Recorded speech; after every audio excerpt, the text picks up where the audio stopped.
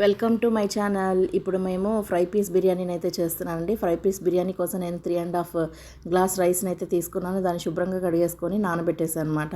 ఇప్పుడు నేను 1.5 KG chicken అయితే తీసుకున్నాను. దాంట్లో సాల్ట్ అనేది యాడ్ చేసి దాంట్లోనే కొంచెం వాటర్ అనేది ఒక 3 గ్లాసెస్ వాటర్ తీసుకున్నాను. దాన్ని వేసి నేను ఇలా బాయిల్ అయితే చేస్తున్నాను.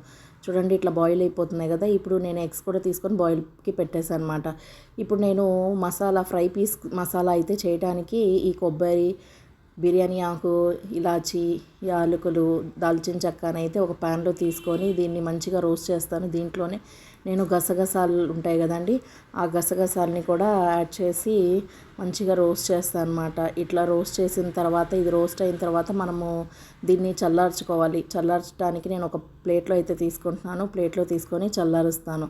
దీని తర్వాత నేను ఒక ప్యాన్ అయితే తీసుకొని మనం ఏదైతే బాయిల్ చేసుకొని పెట్టుకున్నామో చికెన్, ఆ చికెన్ని ఫ్రై చేస్తాను అనమాట.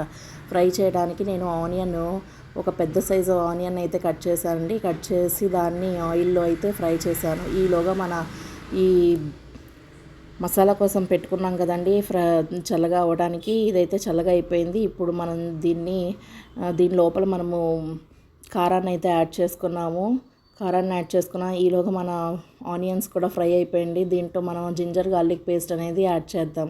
జింజర్ గార్లిక్ పేస్ట్ పచ్చిదనం పోయేంత వరకు దీన్ని కూడా మంచిగా ఫ్రై చేయాలన్నమాట. దీంట్లో కరివేపాకు అనేది చాలా చాలా ఇంపార్టెంట్ అండి ఈ ఫ్రై పీస్ బిర్యానీలో. దాని ఫ్లేవర్ అయితే మంచిగా వస్తుందన్నమాట. ఈ ఫ్రై పీస్ బిర్యానీ స్పెషాలిటీయే కరివేపాకు. అయితే కరివేపాకుని కూడా యాడ్ చేసుకొని మనం కొంచెం సేపు ఫ్రై అయిన తర్వాత మనం ఏదైతే ఉడికించి పెట్టుకున్నామో ఆ చికెన్ అయితే దీంట్లో యాడ్ చేసి మంచిగా ఫ్రై చేయాలి. చూడండి, ఇట్లా ఫ్రై అయిపోతుంది కదా. దీంట్లో నేను పసుపు అనేది యాడ్ చేశాను, 1 టేబుల్ స్పూను. ఆ పసుపు యాడ్ చేసిన తర్వాత మంచిగా సాట్ చేసి దీన్ని ఫ్రై చేయడానికైతే కొంచెం సేపు పెట్టేస్తాను అనమాట.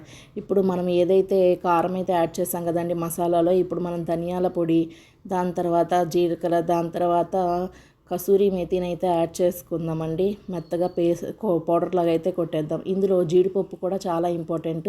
ఈ జీడిపప్పు తినేటప్పుడు మంచి ఫ్లేవర్ని అయితే ఇస్తుంది కదా. సో ఫ్రై పీస్లో జీడిపప్పు ఉంటే చాలా బాగుంటుంది. దీంట్లోనే నేను సాల్ట్ కూడా వేసేసి కొంచెం యాడ్ చేశాను. అండ్ మనం ఏదైతే కొట్టుకొని పెట్టుకున్నాం కదండి గ్రైండ్ చేసి, ఈ పౌడర్ కూడా యాడ్ చేస్తాను అనమాట, మసాలా పౌడర్. ఇప్పుడు నేను కొత్తిమీర అనేది యాడ్ చేసుకుంటున్నాను. ఈ కొత్తిమీరతో కొంచెం సేపు ఫ్రై చేస్తాను అనమాట. ఇప్పుడు మనము బిర్యానీ రైస్ ఏదైతే ఉంటుంది కదండి, దాన్ని రెడీ చేయడానికి ఒక ప్యాన్ అయితే తీసుకున్నాను. దాంట్లో ఆయిల్ వేసి ఒక ఆనియన్ అయితే నేను ఫ్రై చేస్తాను అనమాట.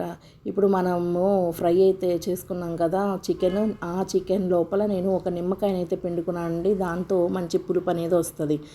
ఇక్కడ చూడండి, మన ఆనియన్స్ కూడా మంచిగా ఫ్రై అయిపోయాయి. ఇప్పుడు దీని లోపల మనము ఒక స్పూను జింజర్ గార్లిక్ పేస్ట్ అనేది వేసి దాని పచ్చివాసన పోయేంత వరకు ఫ్రై చేసుకుంటాము. దీంట్లోనే నేను ఒక టమాటో కూడా తీసుకొని పెద్ద సైజు, దాన్ని కూడా స్లైసెస్లా కట్ చేసి ఫ్రై చేశానండి. 3 పచ్చిమిర్చి, తర్వాత మనం ఏదైతే కొట్టుకొని పెట్టుకున్నాం కదండి పౌడర్, ఆ పౌడర్ని కూడా వేసాను అనమాట.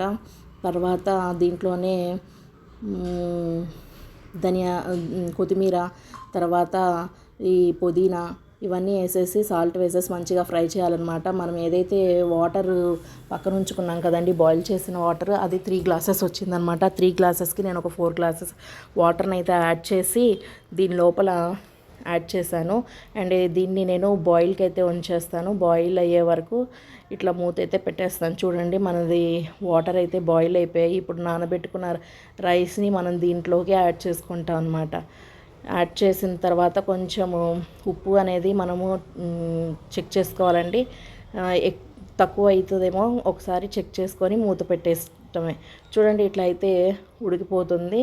ఉడికిన తర్వాత ఇది రైస్ కుక్ అయ్యే ముందు మనము ఒక ప్యాన్ అయితే వేస్ట్ ప్యాన్ తీసుకొని ఇంకా నేను స్టవ్ మీద పెట్టేసేసి ఈ రైస్ బౌల్ని అయితే దాని మీద పెట్టేసానండి.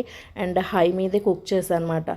హై మీద కుక్ చేసినప్పుడు ఇలా అయితే ఫామ్ అవుతుందండి, ఇట్లా హోల్స్ లాగా. ఇలా ఫామ్ అయినప్పుడు ఏంటంటే మనము స్టవ్ని సిమ్ చేసేయాలి.